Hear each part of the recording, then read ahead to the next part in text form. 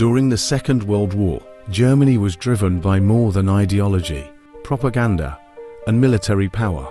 Behind the speeches and the parades, behind the tanks and planes, there was another force at work, a chemical one.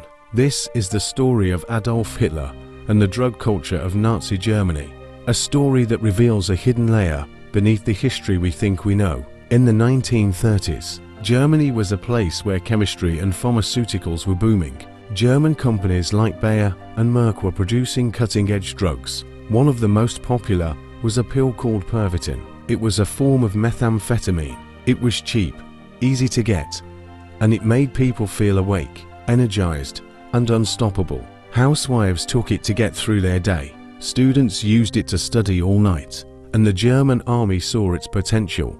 When Hitler began his wars of conquest, the military started handing out Pervitin tablets by the millions. Soldiers nicknamed them pilot's chocolate or tank chocolate. A single dose could keep a soldier awake 4 days. In the invasion of France in 1940, German troops moved so fast that the French and British couldn't keep up. Much of that lightning speed came from the pills in their pockets. The Blitzkrieg wasn't just a strategy. In many cases, it was chemically fueled. But the story doesn't stop with the soldiers. At the very top of the Nazi hierarchy, Hitler himself was under the influence of a different, more personalized chemical regime. His personal physician, Dr. Theodor Morell, was a man of strange habits and strange treatments. Morell became Hitler's constant companion, injecting him with mysterious concoctions and prescribing a growing list of pills and tonics. Some of them were vitamins, some were hormones, some were opiates, and over time, the doses grew stronger and the substances more dangerous. Hitler had a notoriously sensitive stomach and various chronic ailments. Morell promised to relieve them, and Hitler quickly came to rely on his treatments. In the early years, Morell's injections were often based on glucose or vitamins, giving Hitler a quick boost of energy. But as the war dragged on and the stresses mounted, Morell's syringes began to contain far more potent drugs. Records show that Hitler was given a powerful stimulant called Eucodol, a form of oxycodone. It gave feelings of euphoria and removed pain, but it was highly addictive.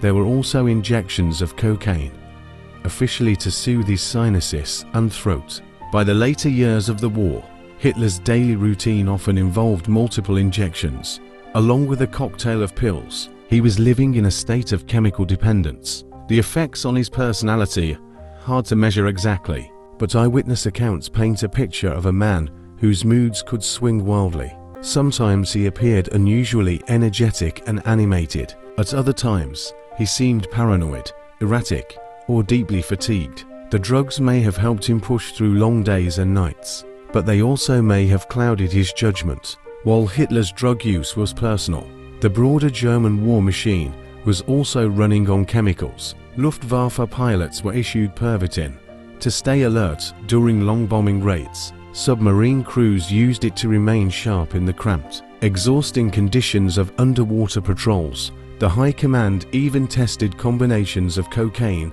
and methamphetamine on concentration camp prisoners, trying to create a kind of super soldier who could go 4 days without rest. By 1944, the tide of the war had turned against Germany. Supplies were running short, morale was collapsing, and Hitler's health was visibly declining. His physical tremors, visible in film footage from the final year, may have been related to withdrawal from certain drugs or to the long-term damage of his chemical regimen. Morell was still injecting him, but the treatments had lost their earlier effect. The drugs could no longer mask the reality of defeat. In the bunker during the last weeks of the war, Hitler was a shadow of his former self, cut off from supplies, surrounded by enemy forces, and increasingly isolated. His dependence on drugs could no longer sustain him. On April 30th, 1945, he took his own life, ending both his dictatorship and his strange, drug-fueled chapter in history. Norman Ohler's research in Blitzed forces us to rethink part of the Nazi story. The Third Reich was not just about ideology, military strategy, and political power. It was also about chemistry, the chemistry of stimulants, narcotics, and dependency. For the soldiers, Drugs like Pervitin turned exhaustion into manic energy, allowing them to fight and march for days. For Hitler, drugs offered relief from pain, a boost of confidence, and perhaps an escape from reality. At the cost of his health and clarity, it's important to remember that while drugs can change the course of a person's life, they can also, in certain moments, alter the course of history. The German army's speed in the early war, the entrance of its troops, even some of the decisions made at the highest level, all may have been influenced by substances working silently in the bloodstream. The image of the disciplined machine-like Nazi war machine hides a truth that is far more chaotic and human, a world of dependency, addiction, and chemical illusions.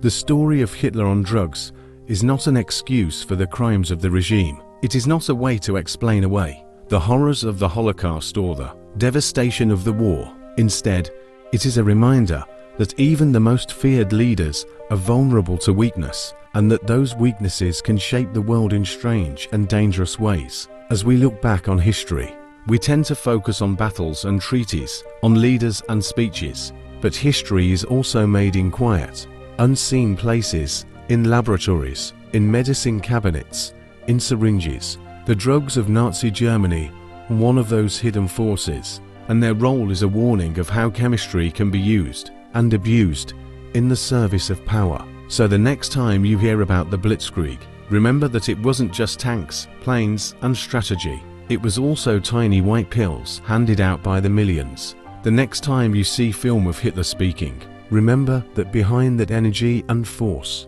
there may have been a needle or a bottle of pills. And remember that history is never just what you see on the surface. Thanks for listening. Subscribe to the History Front.